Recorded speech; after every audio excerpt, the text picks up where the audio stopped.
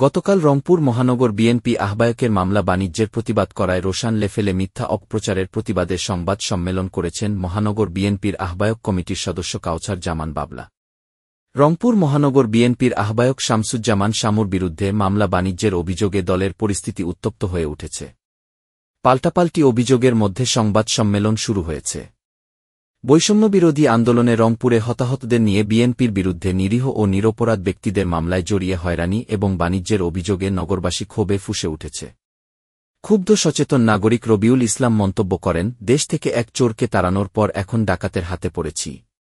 ছাত্রদলের সাবেক কারমাইকেল কলেজের জিএস বিএনপি নেতা শহীদুল ইসলাম মিজুসহ একাধিক নেতাকর্মী বিব্রত বোধ করে ক্ষোভ প্রকাশ করেছেন। তারা জানান, ২-৪ জনের জন্য দলের ভাবমূর্তি ক্ষুণ্ণ হচ্ছে। তারা কেন্দ্রীয় নেতাদের হস্তক্ষেপ কামনা করে সুষ্ঠু তদন্তের দাবি জানিয়েছেন। এদিকে গতকাল রংপুর মহানগর বিএনপি আহ্বায়কের বিরুদ্ধে মামলা বাণিজ্যের অভিযোগ উঠেছে।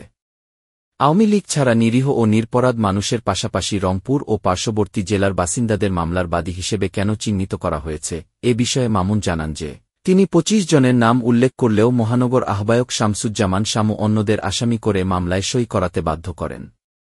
এই কথোপকথনের ভিডিওটি সামাজিক যোগাযোগ মাধ্যমে ব্যাপকভাবে ছড়িয়ে পড়ে।